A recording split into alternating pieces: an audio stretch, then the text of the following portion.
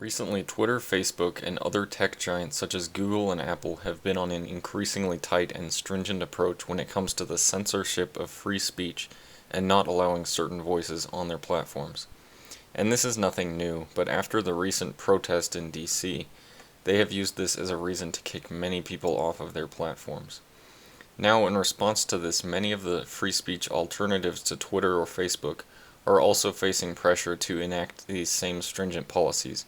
Today I'll look into what could happen to these tech giants as a result of their recent actions, and why I would not want to have anything to do with them in terms of an investment right now, so stay tuned.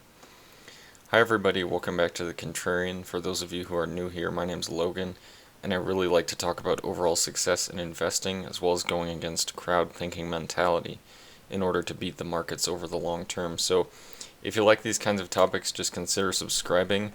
I also will make a disclaimer that this is not to be taken in a political manner. I'm not intending it to be taken that way. And this is not financial advice. So to begin with, let's just take a look into the major source of anger and pushback against big tech. And it doesn't entirely have to do with them kicking some people off of their platforms, but it does have to do with them only doing it to a certain group. In other words, they aren't simply censoring everyone with views that aim to induce violence, but they are rather allowing some of it to go on while censoring others. And some of these people they have censored have arguably not been trying to incite violence. So a lot of this anger has to do with using their fact checkers and other relative standards of violence in order to selectively censor people. And most notably, the current president of the United States was just kicked off of Twitter and Facebook after the riots in DC because they resulted in the death of several people. However, at no point during his speech did the president order or encourage his followers to storm the Capitol. So since then, things have really been in a downward spiral in terms of censorship of conservatives and other voices that go contrary to the narrative Twitter or whoever is behind Twitter wants. And this is obviously very concerning because in a free society, freedom of speech is paramount to all the other freedoms we have. If freedom of speech fails to still be upheld, not only will we have just lost one of the most essential parts of a free society, but the other freedoms will not, they are likely to fall very soon after this. And I told you this would not be only one-sided, and this is not just censorship of conservatives. It is also of liberals who, for whatever reason, aren't pleasing to these companies or whoever is behind them. So look at people who go against establishment liberals such as Tulsi Gabbard. For those of you who don't know, she's a former Democratic presidential candidate and former representative from Hawaii, and she sued Google for $50 million for temporarily suspending her campaign advertising account. This was back probably over a year ago now, and remarkably they made it go down exactly when her campaign was gaining the most momentum. So this really was not a coincidence. Of course, Google would have argued that it was just a random coincidence, but in her view, it was not. And in case you didn't know what happened, yeah, the case was thrown out. She didn't succeed with that. So up until now, big tech has been successful in these sort of God-playing roles they've taken. Even though they have basically all been called in to testify in front of Congress, so far they have not faced any restrictions from, changing regulations or basically anything else. For example, Zuckerberg, who was called in a couple times now, but first with the Cambridge Analytica, they would ask him questions. They oftentimes really didn't know what kinds of questions to ask him, and he would just give very blank and blanketing statements that didn't really mean anything, and for that reason he really didn't face any sorts of consequences for this.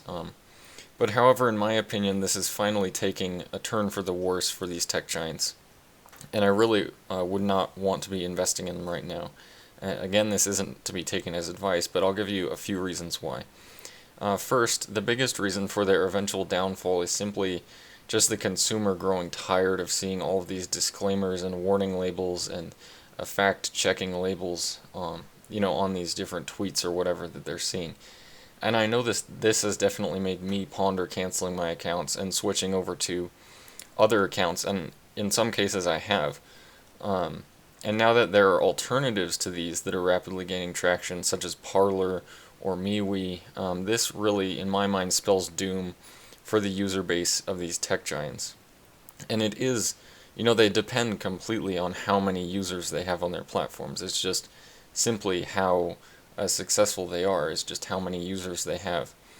Think about how, before Facebook came about, how there was MySpace, and that never got as big as Facebook is now, but just think about how quickly MySpace went into oblivion. In my opinion, Facebook is definitely the most kind of replaceable of these big tech giants, just because it could be as simple as just coming up, with something new that people want to go to that's more new and exciting. And this happened before with Instagram, but unlike then, when Zuckerberg was able to just purchase them, this next time he might not be so lucky to simply just purchase up the competition, early on in its infancy, and then just merge it into part of Facebook. So even if regulations remain unchanged, this doesn't affect the mere annoyance that consumers have been experiencing.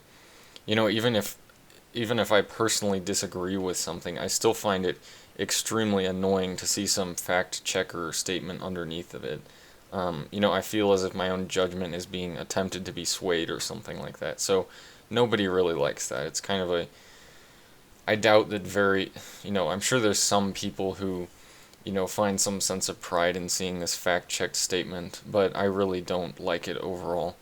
And even though, Apple and Google and Facebook are trying to prevent users from downloading apps such as Parler right now, this will definitely lead to some sort of backlash and lawsuits. And in my opinion, it won't stop these sorts of alternatives from flourishing. So in my opinion, this kind of suppression of competition won't work either. And that leads to my second reason, and that is that the regulations are, attempting to be changed to more tightly regulate the kinds of content that these tech giants can censor. And so far this has been unsuccessful, but if the people in power actually do eventually end up accomplishing what the majority of voters want, they will bring about these changes. Over a year ago it was found that nearly 2/3 of Americans would support breaking up big tech or imposing stricter regulations on them. And my educated guess would be that this has only skyrocketed since then. Maybe a year ago people didn't see as much of a threat from big tech and they held a more optimistic view of them, but in my opinion this will eventually come about. Stricter regulations will happen. So whether that happens sooner or later, I guess it remains to be seen, but for these major two reasons, I just would not want to have anything to do with them right now. So yeah, we'll ultimately get to see what happens to big tech, pretty soon here, in the next, few years at least, at most, I would say. But bottom line, I wouldn't want to have anything to do with them. But again, this isn't to be taken as any sort of advice. And yeah, just let me know what you guys think about this kind of content, and I hope to see you again.